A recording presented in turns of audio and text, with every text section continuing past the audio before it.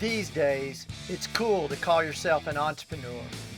But the real entrepreneurs strive for continuous improvement, innovation, and willing to take risks of detrimental proportions. Join me as we meet the people that are making this happen. One by one, they're sharing the story of their journey as an American entrepreneur.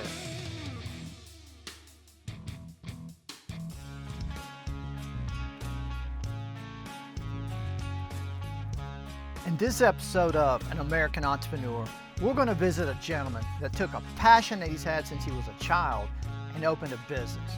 And instead of committing to a standard 3 to 5 year brick and mortar lease, he moved into an antique mall where he rents a booth.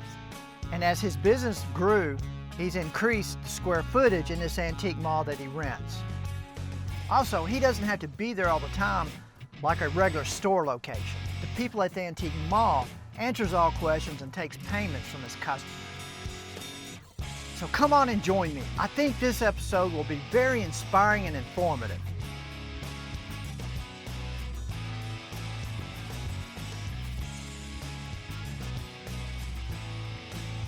Say, Robbie, how's it going? Hey, Curtis, hey, come on in. Welcome to the Spider's Cave. Thanks for having me. Appreciate you showing up. Cool place you got Welcome here. to our horror and pop culture collectible shop. All right, give us a real quick little tour here. All right. Or a slow tour. We'll walk over Prefer to a nice slow tour. We'll walk over to the... This is the horror room here, what I call the horror room. This is where we got all our collectible horror posters and toys and such. Starting here, you got our old Universal Monster posters going down the wall. Let me see here. And our nice 1950s sci-fi stuff, which I love a lot. Oh, I like this one.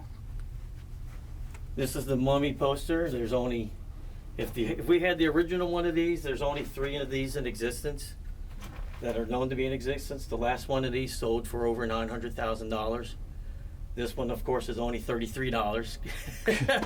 So you didn't get that $90,000 one? I wish I could. I wish I was that lucky and found, could find one. But that's one of my favorite ones. The artwork on it is just fantastic. So how about this one down here? This is pretty cool. This is the Bride of Frankenstein. This is what they call an insert poster. This is a 14 by 36. The original one on these, from what I understand, there's only 4 in existence. There's actually one on eBay for sale right now for like $92,000. But of course mine is $33. So nice savings there, huh? Nice savings. Of course, it's not the original, but yeah, you gotta have some money to have some of the original Universal Monster posters. They come up for sale, but they're very pricey. Well, you do have some original posters here, don't you? Yes, I have originals and reprints, so I have a little bit of both. I try to cater to everybody. Some people say they want a certain poster, and I say, well, I can get you an original until I tell them it's going to be about $400, and they're like, okay, I'll just take the reprint. So okay. That was how I started off with just originals, but that's why now I have a lot of reprint stuff, because most people want a poster, but they don't realize how much sometimes the originals go for. Well, let's look at some of the originals you got over here. Okay. What's all these right here? Just real quick, you've got all these figures here. Some horror toys here going on. Got a creature from the Black Lagoon mug. This is from the late 80s. Got this Michael Myers statue that actually came out when the movie came out back in '78. So that's an original statue there. Got some wacky wobblers. This one here, if it's got the sticker on it, these are the ones that if you bought the cereal and mailed in the box tops like they used to do, you got a bobblehead. I remember that. All that. Yeah. When you'd have to send off the box You top. have to save up like 50 box tops or whatever. And I would do it. I would do it too. And you'd buy a cereal even if you didn't really like it that much, because Right. you needed the box 'Cause tops. you needed the box and they tops. knew that was the plan. Yeah. Well, let's look at some more of these posters here. Sure, come around the corner here. Now, tell us a little bit about these figures right here. These are Clive Barker's Tortured Soul figures. He came up with these limited edition. Right after Hellraiser kind of took off, the first two movies took off, these figures came out. These weren't ones you could just walk into like Walmart and Target back in the day and pick up. You had to find stores that actually had these in stock. So they're a little bit harder to find, but the detail on them is very, very, very good. All right.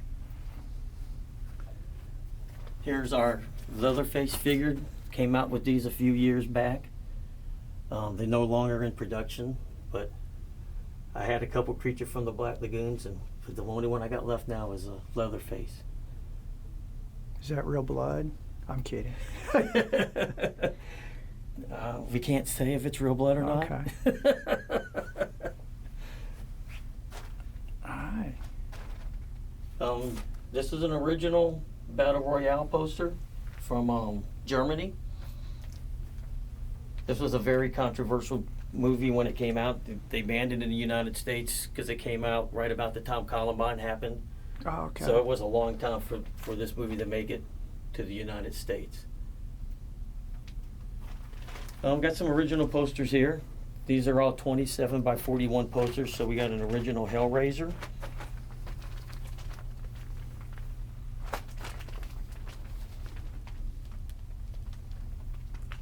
All right, it's cool. And on the back side of here, got an original Silent Night, Deadly Night.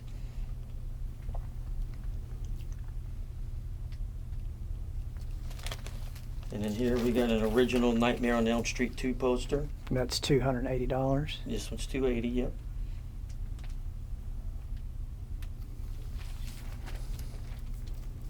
Oh, didn't have one on the back side. And here's an original Silence of the Lambs.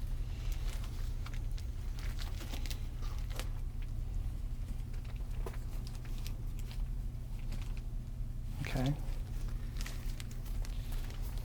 Back side of that, we got an original Funhouse. Cool. And then here we got an original Ghidra, the three-headed monster from the 60s. That one's not for sale. This one, just the cardboard, the back is not for sale, but here's, got it for $325.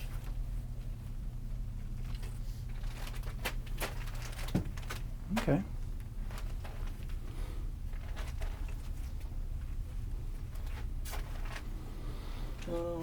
Got some, let's see, I had some originals over here. There's an original Phantasm 2.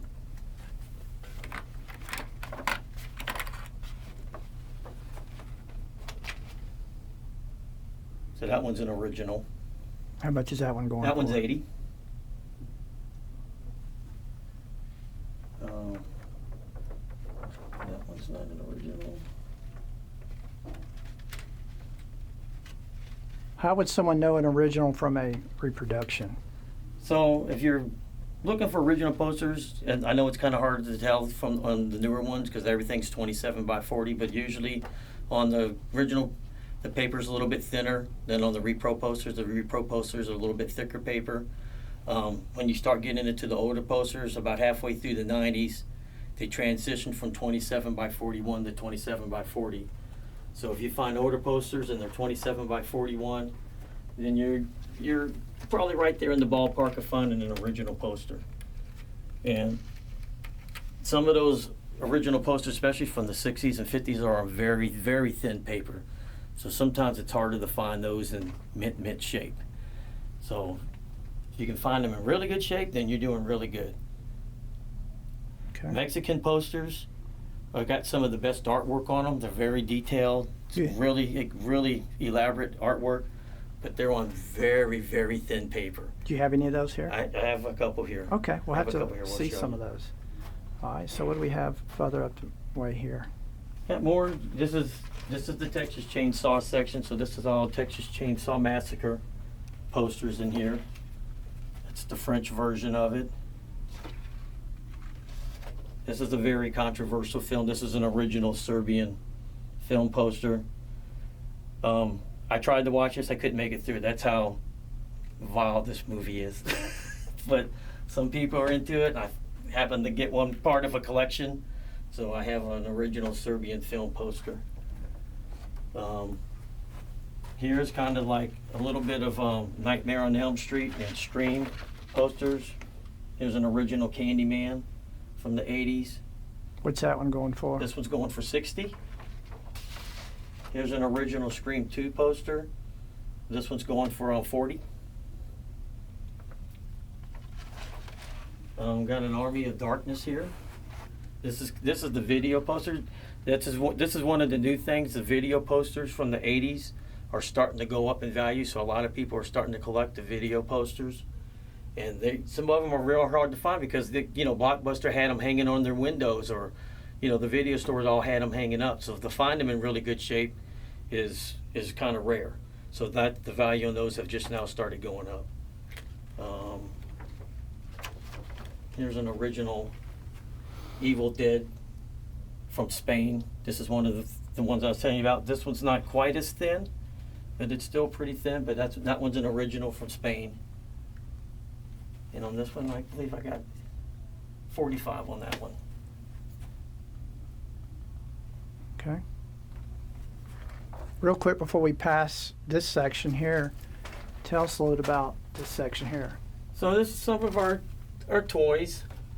There's our talking Chucky figure. Hi, I'm Chucky. Wanna play? Now the first thing we gotta do is get me out of this body once and for all.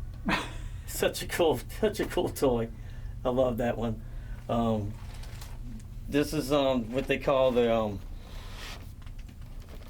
hard, or the Scream Cinema figures, and they're very highly detailed. A lot of people like to collect these. They did a whole series of these with Freddy and Jason and Leatherface, and the detail on them is just fantastic.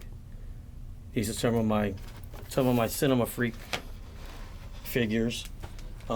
This was a local artist made this. This is a ceramic piece.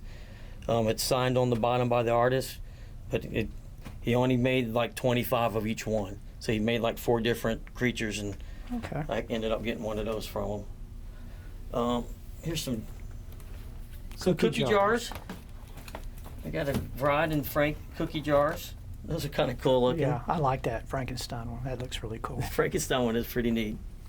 Here's this one's from the 90s. This is a Frankenstein cookie jar. Those are very rare. It's got the authentication paperwork with it inside, because they only made, I think, 150 of each. I think it's what it was. So they did a Frankenstein, a Dracula, a mummy, and they're very hard to find. I actually got this at a yard sale, if you believe it or not. I was driving by and I saw it and I was like, oh my God. And I stopped and I said, what do you want for it? And I was like, all right, that's cheap enough, I'll take it. Cool. So you never know where you're gonna find stuff. You just never know. I see you've got a lot of magazines here. Some original monster magazines from the 60s. We got some Monster Times. These came out in the late 60s, early 70s. These are all kind of like a newspaper format. Got some original 60s magazines. There's a Spaceman. They only made 6 issues of this. This is number 6. Couple House of Frankensteins, classic horror. This was a limited run too of the horror movies from the 50s from England. We got some Fangora magazines, a couple creepies in here. I had a whole bunch of famous monsters, but somebody came in and wiped me out within the last week. So Well, that's a good thing, Gotta I find guess. some more. That was a good thing. Gotta find some more famous monsters. And that's the big one. Famous Monsters is the big one. That's the big monster magazine from the 60s and 70s is what you want. Got some blankets here. Some Evil Dead blankets for sale. These run $42 each. So here's your Friday the 13th section. This is an original Friday the 13th Part 2. This one's $80. It's not in quite mint shape. It's got some wearing on the edges, but it's still a very, very collectible poster.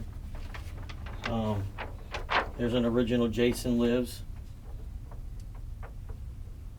I forget what I had on this one. This one's $80. And then here's This was a recalled poster, so this one's a repop. This is not the original. They get kind of pricey. This one here is only $20 for the repro, and that one's a repro too. That one's $33. How much would that one be if it was original? This one, if you can find that mint, it runs about $150. Okay. Here's our Halloween poster. So this is from the last new Halloween trilogy that came out. This one's an original here. This one's $30. Here's a Curse of Michael Myers. This one is not an original. This one's $33. This one's a repro too of the original Halloween poster. Mine's $33. If you find an original, they go anywhere between $800 to $1,400, depending on condition. Then we got some just kind of repop posters here of different things. There's a black light zombie poster, which looks pretty cool. Rocky Horror Picture Rocky Show. Horror. That one was a theatrical poster, but it's a later issue poster. This Gremlins is an original poster. This is from the reissue when they did it. You can see the whole thing.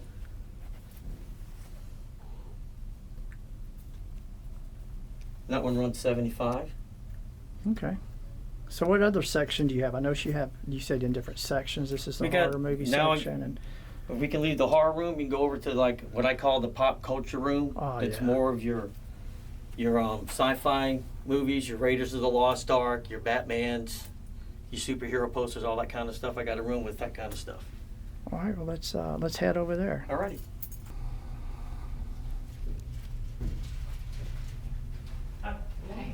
Oh.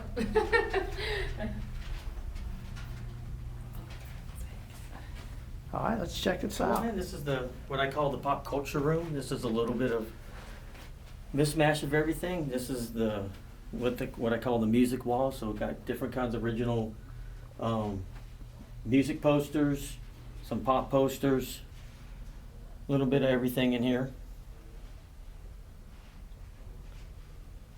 These are original Iron Maiden flyers that they would hand out around town when they were in town for the concerts and stuff. So those are originals.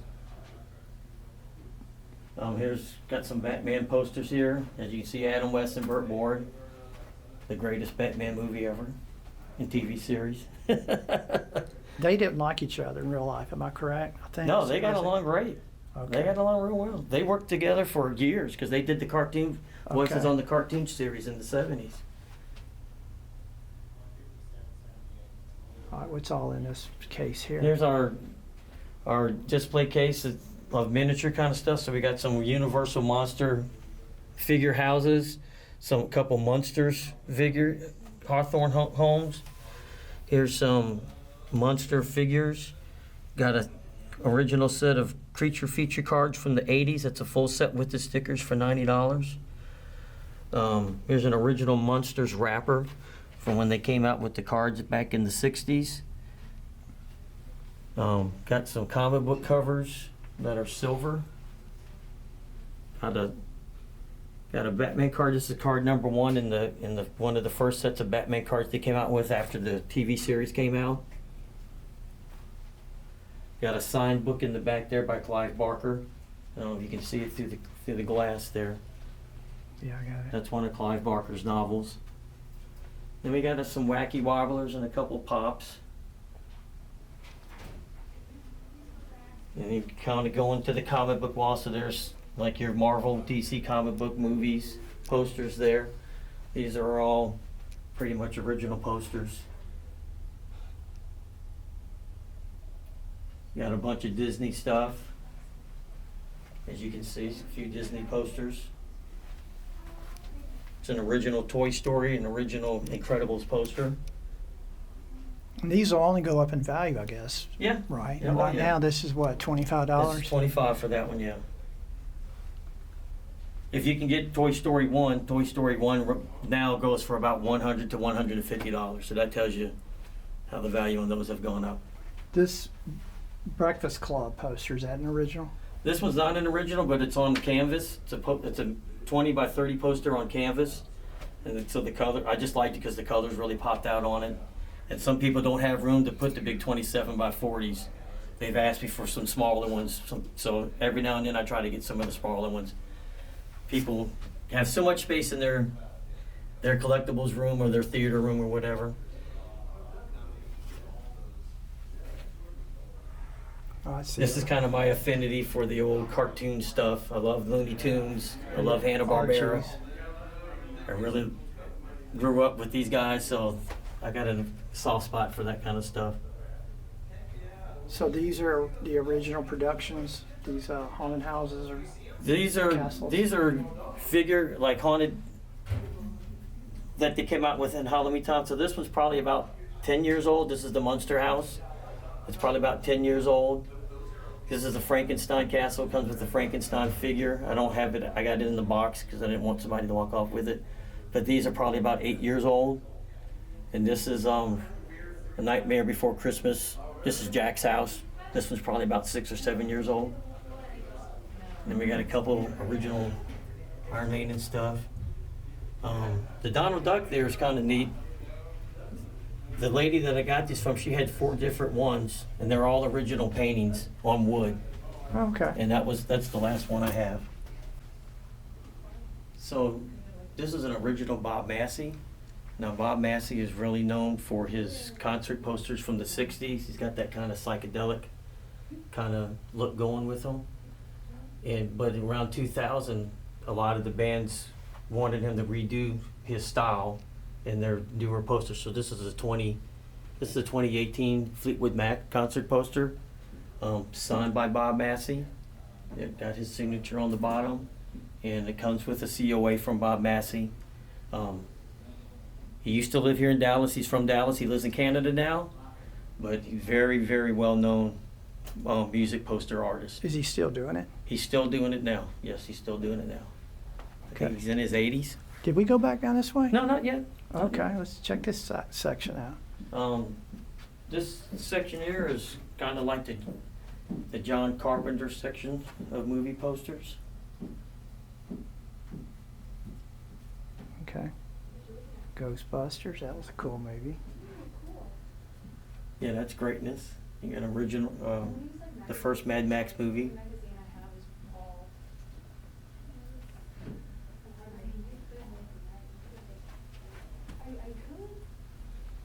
This is the John Carpenter section of movie posters.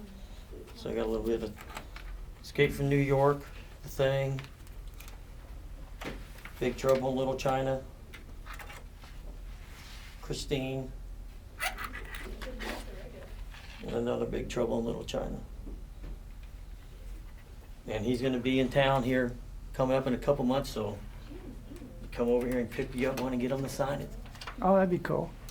Yeah. See the alien here. This is an original Alien. That's an insert poster. How much It's is that been one going folded. for? This one's going for $125, but this one is an original from '79. This here is an original RoboCop. This is a 27 by 41. What's that one going This for? one's going for 115.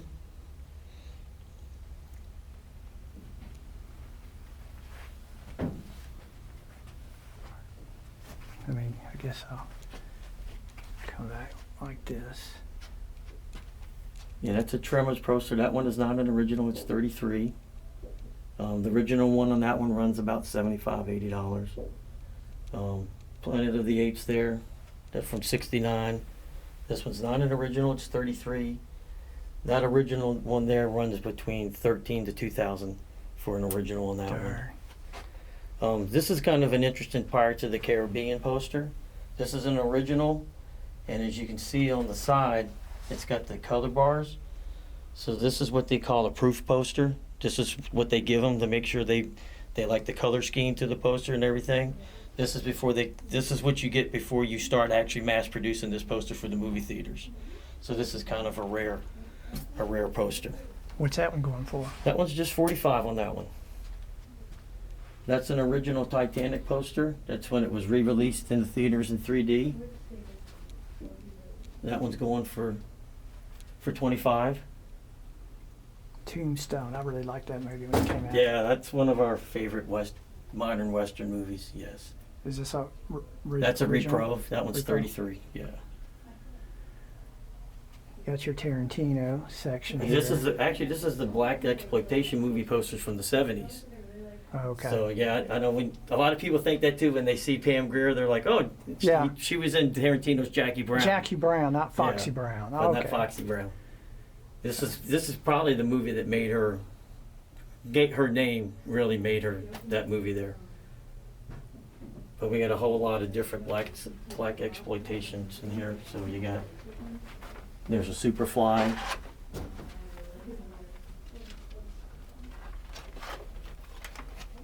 There's a Cleopatra Jones. I don't know if you can see him.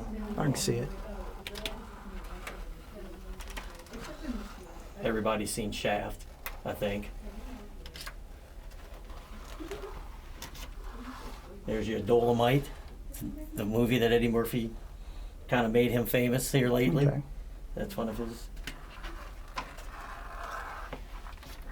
There's a Kofi.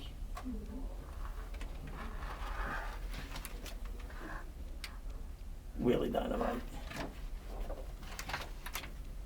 And then 3 the Hard Way. That was kind of hard to see. Yeah, I can't see that one. So yeah, there's a few black exploitation movie posters. Here's your, that's an original Indiana Jones Advance. This one's 33. Why is this one, being that it's an original, just $33? This one's a little bit more common to get. It's not as hard to pick Okay. up. And some of the advanced ones, they printed more of the advanced ones than they did like the final copy posters. So sometimes you can get some of those a little bit cheaper. Like this is an original Indiana Jones and the Last Crusade. That one's running 33. If you could get the final version of it, the final version runs around 100. So this one is not. Everybody knows this poster. This one's not an original. It's a repro. The original on these can run anywhere from $300 to $800, depending on condition. Couple of Hitchcock posters here. That's one of my favorite Hitchcock posters right there, Shadow of a Doubt. And then we got North by Northwest. These aren't originals. The Hitchcock originals are very pricey too. They can go anywhere from $1,500 to $3,000 for original Hitchcock posters.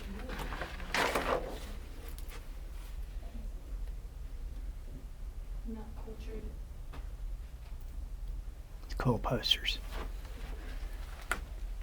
So we got this Pulp Fiction. I love this one here. This looks cool. Yep, this is our Tarantino posters. This one is not an original.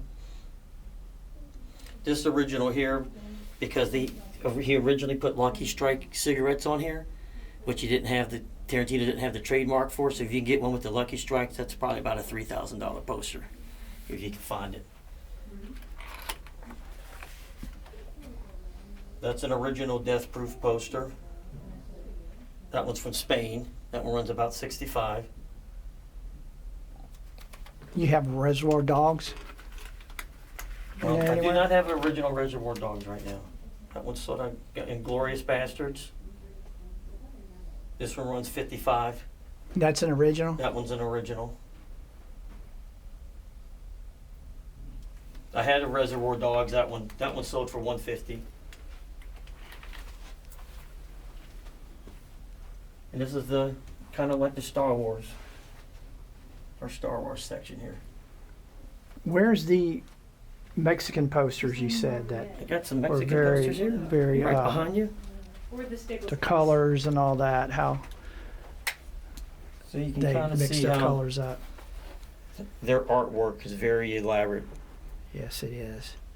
And Santo's kind of like their version of their superhero from the 50s and 60s, Santo, the wrestler.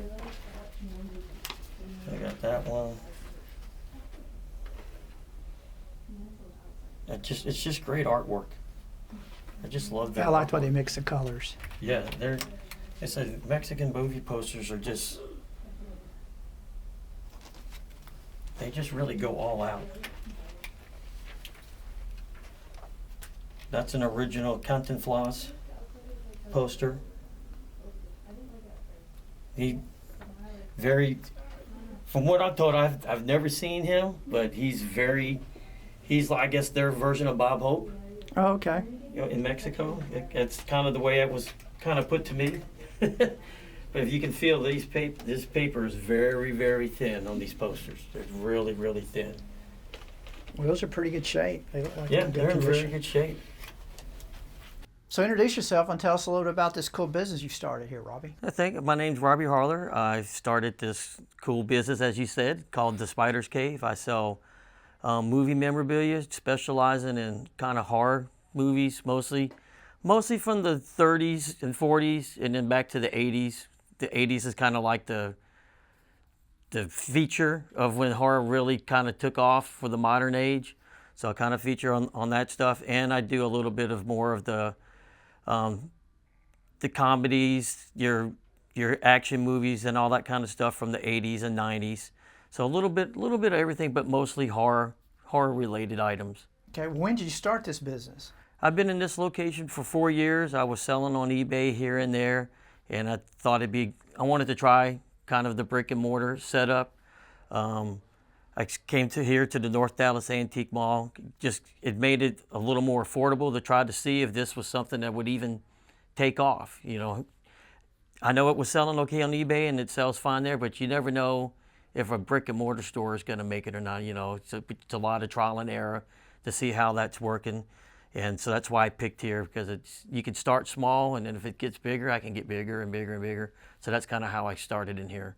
Well, I love the concept. Tell us a little bit about this concept, because it's not like a regular brick and mortar where you commit to a $2,000 or $3,000 a month lease and have to be there all the time or hire someone. Tell us a little bit about this one.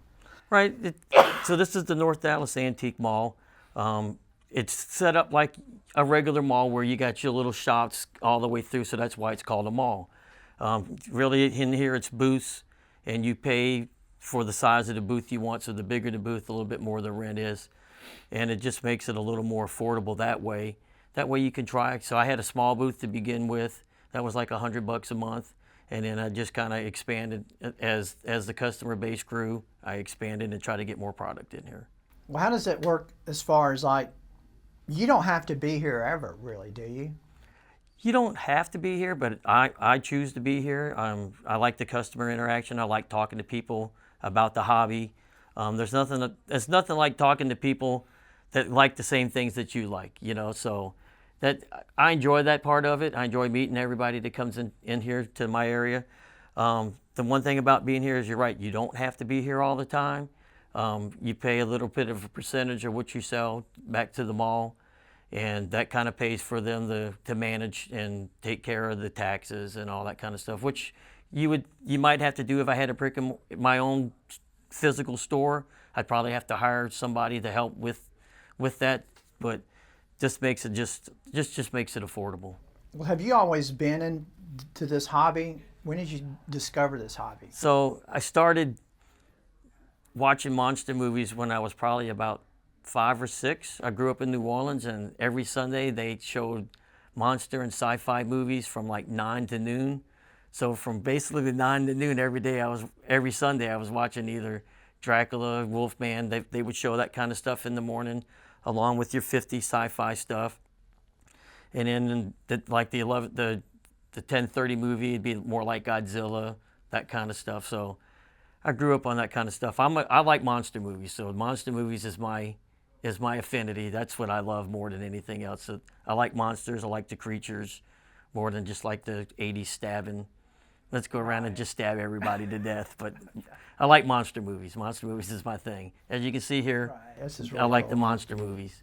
Well, this was a passion of yours, I guess, and you turned it into a business. So you were selling online for a number of years. Yes. Before you came here, and you said you just wanted to try out a brick and mortar. How's it panning out versus online only? What are the things you've learned? One thing that I've learned being in here is a lot of people that come in here they might be able to buy some of my stuff a little bit cheaper online, but here you get to physically touch it, you get to feel it, you get to see the quality. I mean, my reproductions, I think, are pretty. The guy that does these for me, he does a really good job. They're really high quality. They're put on nice thick paper, so you got nice quality, and you get to come in and actually look at it. You get to feel it, and that's a lot of times that's what people come in here for, and they're like, "Yeah, I know I could probably get this cheaper, but I want to know what I'm getting. I want to see it." Sometimes you can't tell the condition. But sometimes you can't tell how bright the colors are looking at something online. You know, you can only tell by physically coming in and looking at it. So that's what I feel. You get a little more interaction with the store, and people like that because they can come in and actually see it. And you sell obviously the original older stuff as well as repos. You mentioned Yes, I reproductions. got a lot of original stuff. So right now it's probably about 30% original, 70% reproduction. I try to get like the toys I try to get older stuff. I try not to do the stuff that you can just walk into Walmart and Target and pick up. I mean, anybody can walk in and do that. So I try to get stuff that you can't go into the main chain stores and get. You know, I look for the older vintage stuff.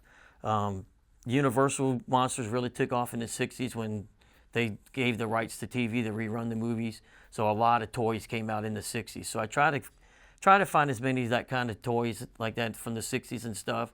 In the early 80s, they came out with some really good figures that you can't find anymore. So if I can find those, I bring those in here. I go to conventions that are around town, like different auction sites. So that's kind of how I acquire most of my stuff. What are some of the most in-demand posters or toys that you're seeing here lately? One of the, I guess, like Texas Chainsaw always sells.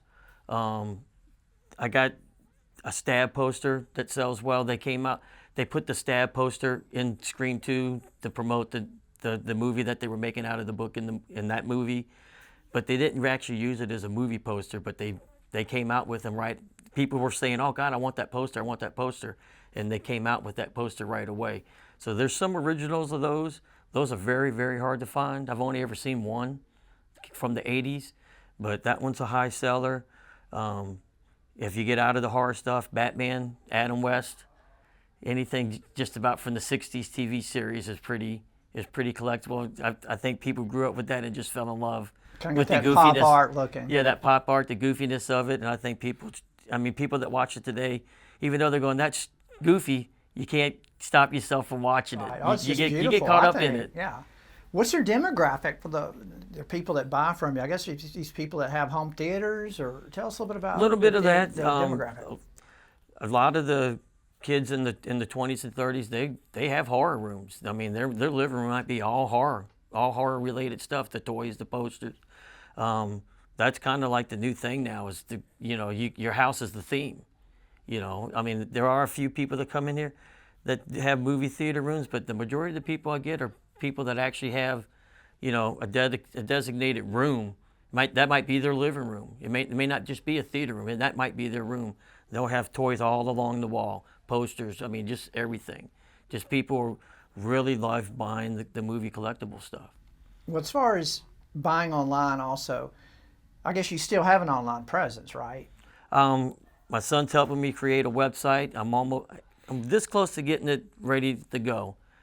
We found a little couple tweaks that weren't working right, so he's helping me fix that. He's my computer guru guy, so he's helping me fix that. Hopefully, probably in the next 2 months, I should have my website up and running. Oh, cool. Well, also, as far as this business in general, what are some nuances or things you've learned over the years that you wish you learned when you first got started? I wasn't sure how much people really wanted original stuff. That was a learning curve a little bit. I started off with mostly the repro stuff and mostly just Universal Monsters. So when I first started, I was only selling Universal Monster stuff. And then people kept asking me, how about 80s horror, 80s horror? 80s horror really was taking off around the mid-2000s. I mean, people were rediscovering all those old 80 movies, not with the CGI effects, but with the practical effects. The practical effects really lend a lot more realism to some of it. Some of it still looks a little goofy, you know. You can tell, but it's still it's there. It's not computer drawn. Some of the artists that did those, Greg Nicotero, Tom Savini, some of their work is just genius on some of those movies they worked on. So that was the kind of learning curve. I wasn't sure how it was going to go. The Universal Monster stuff always sells well, but it was finding out, you know, from just talking to people being in here. Cool. What about this? Can you find this? Can you find this? So that's kind of how I've kind of grown out from that. Mostly it's the feedback. The feedback is what you need. Okay, well, that makes sense. And I guess you mentioned too how you acquire these. You go to conventions, you shop online. Do they have any conventions of this nature in Dallas-Fort Worth area, or do you have to travel No, there's 1,000 miles? Or since probably about 2015, there's been so many conventions. There's almost a convention at least once a month here in Dallas. Really, I didn't know that. Yeah, so you can find conventions to go to. I do visit the big auction houses like Heritage Auctions, moviepostersauctions.com, that kind of stuff that sell the original stuff. So that's about where I get the bulk of my original stuff, is from those kind of auction houses and stuff that sell that kind of stuff. More so than eBay. You can find some stuff on eBay, but if you want to get some of the real high quality stuff, you got to really go to some of those movie poster auction sites. So it's literally an auction. You're bidding on it. So and you're paying that 15-16% on top of that, and yeah. Yeah, it's a little harder to mark up and get your profits. So you gotta they probably eat up your profits, don't they? I got a limit. I'm like, I can pay this because of, you know, I mean, I can't pay $300 for a poster that I know I'm only going to be able to get like $325 for. Waste of your time. Because after you say that percentage, I've already paid over what I think it's going to sell for. So yeah, you got to find that line where, on those sites, you know, where you're bidding, all right, this is my max, you know, because they'll tell you your $33 bid plus the 17%, this is what it's going to cost you. So they always keep you updated on what the final cost to you is going to be. Right, so you you're can not kind of, surprised. so you're not surprised, and since maybe you might have calculated it wrong, but most of them are 16 to 17% on top of whatever you bid. Do you ever buy something though that's you feel like you've overpaid, but you think, okay, maybe in a year or two or three, it may be worth a lot of money, or that is speculative, but do you ever do that? Sometimes I buy stuff. I know I'm not going to make a ton of money, and I might only make $10, $15 on, but if it's something that draws somebody in here, to me, that's worth it. Okay. If it gets you to come in just to look at that, they might buy something else. So as far as your marketing, so that's your loss leader item. Right. That's a good idea, actually. Yeah. What are your marketing, advertising tactics? I do a lot of Facebook. My store's on Facebook, so you can go to Spider's Cave on Facebook. Everything that I have, just about everything on here, I will list on there at some point. Anything new I get, I always try to put it on there right away so people can see what new items I have. I use Facebook advertising.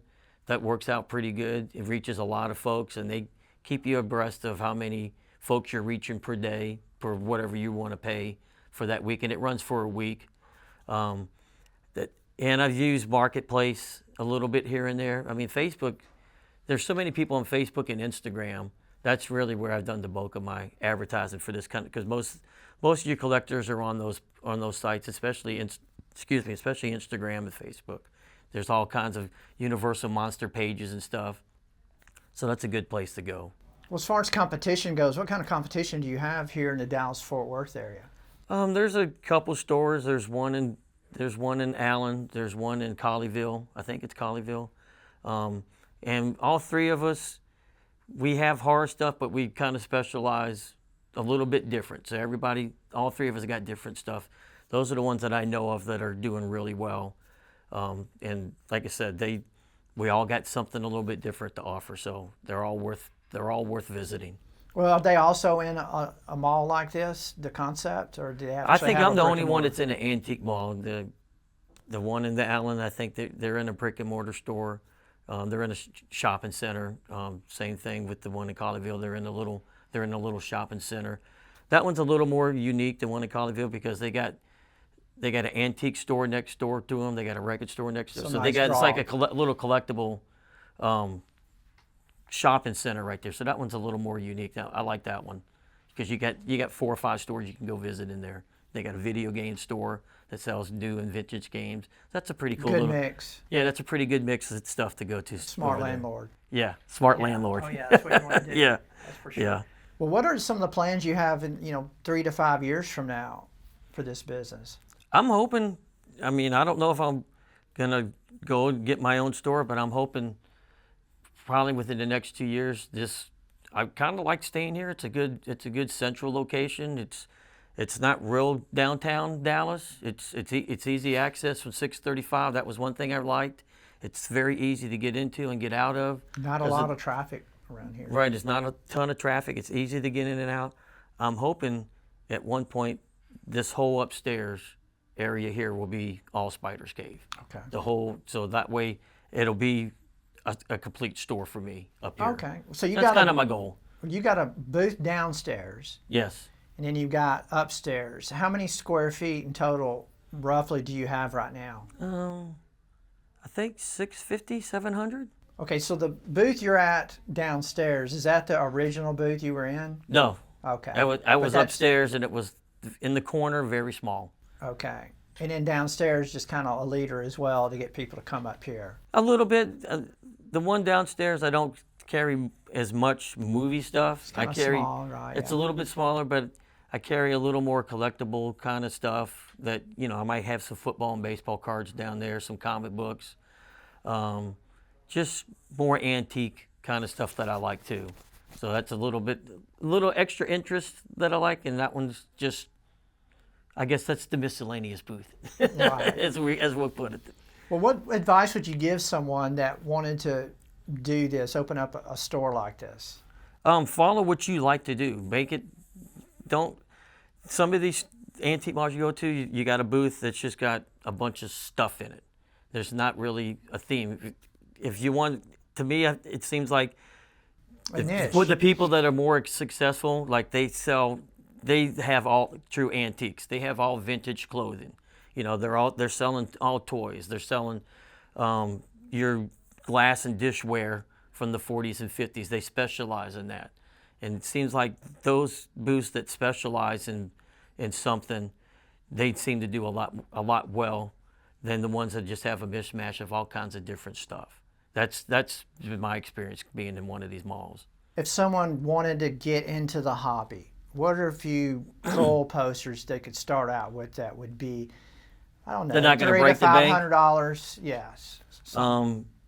If you can find That maybe you think will only go up in value. right. Original Hellraiser is a pretty nice poster. That one you can get between $200 and $400 depending on condition. That's a good one, good investment poster to have. Texas Chainsaw Massacre. If you can find the original 1974, that one's very hard to find. Very limited print on those. Those run you about $1,000. But if you can find one of those, that's almost like having savings bond or stock bonds. That's never going to go down in value. You can get those. The 1980 release is the easiest one to get, and that still runs you about $300-400 for that one. The original Nightmare on Elm Street, which has got some great artwork on it, that one runs you about $500 to $1,000. Those are good investment posters. If you're just looking for something to hang on the wall for investment, the original Star Wars poster can run you anywhere on condition-wise from $300 to $3,000, depending on the condition on it. And whether it was the first printing of it, the first printing of that one jumps up in value a little bit more. That's a really good investment poster to have. Well, also, I wanted to ask, this is your first and only business, am I correct? Yes. So you took a passion and started a business. Business in general, what's some advice you would give to someone that wanted to step out and start a business? You got to be patient, very patient, because the first couple months you may not get hardly anybody coming in. And it was like that with me the first 2 months. When you moved in this location? When I moved, even moving into here, it takes time for people to find you. Did you ever have months where 0 sales, or maybe just I a always few had $100s I always or had a something? little bit, but there were a couple months where I didn't even sell enough to pay for my rent. So you got to be patient. Most businesses fail in the first year because Right. it just takes so long to find you. You just got to find that right mix of advertising and getting word of mouth out to people. So you just, whatever your passion is, that's, you got to enjoy being there, because you're going to have some rough times. You may not make it. I mean, you saw how many businesses failed in 2020 just Yeah. because, I mean, they forced us to be closed. Right. It That's was an it was anomaly tough too, here. though. We were closed here for 2 months, so it was tough. But you got to try to be patient. You got to make sure you can weather those months where the sales are going to be very, very slow. You know, you may not get, like I said, you may not make enough. So you got to, if you believe in what you're doing, it'll work out. It may take you a year, but you just got to believe in what you're doing, and you got to weather those those tough days. As far as payment goes, I guess you take credit cards, cash. We'll you do use layaway, electronic, anything Apple over Pay, $100. Venmo, Zelle. Yeah, well, we don't do Venmo. We don't do the online payments Okay. here. I will when I get the website open. If I'm at a convention or something, then I've tried to go to conventions and sell stuff there. I'll take Venmo and PayPal, but here in the store, just credit cards and cash. That's the easiest way for them to keep track of everything. So they pay them downstairs. Pay And at the downstairs. end of the month, they keep your tally on your sales and report that to you. Mm-hmm. Okay, so regardless if it's cash or credit card, Right. they take care of that. Well, that's pretty good that you don't have to do that. Yeah. And then, okay, well, anything else you'd like to share about your business for this video? Just come down and walk around and look. I mean, I think you'll enjoy coming in here. It'll definitely bring back a lot of memories of stuff that you remember as a kid. I get that all the time. I look forward to seeing you. So just, if you see me, just say hi. It might take me 2 times to see you to remember your name. I always remember a face, but Right. but if I don't see you for a month, I may not remember your name right away. So please don't be offended if I don't remember your name right away. But yeah, just come down and just look around. That's the only thing I can really tell you. And buy something. And please buy something. Please buy. And if there's something that you're interested in or you're looking for, people tell me all the time, I say, shoot me a message on Facebook. If there's something you're looking for, I'll definitely try to find it. Now, as far as your website goes, do you already have the domain name? It'll be Spider's Cave. SpidersCave.com? .com. Okay, so even though it's not exactly perfectly running right now, I'll put that in a video. And, Okay. and people, if anyone wants to buy anything from you from anywhere in the world, Yep. they can. Hopefully, like I said, in the next couple months, if my son can get the couple quirks out of it, we'll be up and going. Well, Robbie, I really appreciate you taking time out of your Yeah, day thank to you. come on this channel and share your advice and inspire others. I appreciate it a whole Thank lot. you. I appreciate All you right. coming. All right. Thank you. I love how Robbie is so passionate about this business that even though he doesn't have to be at this location, he's there. He loves talking about the hobby and inspiring and educating others. And that's how you build relationships with your customers. I hope you enjoyed this video and found it inspiring. I'm Curtis Mulberg. Thanks for watching, and see you next time.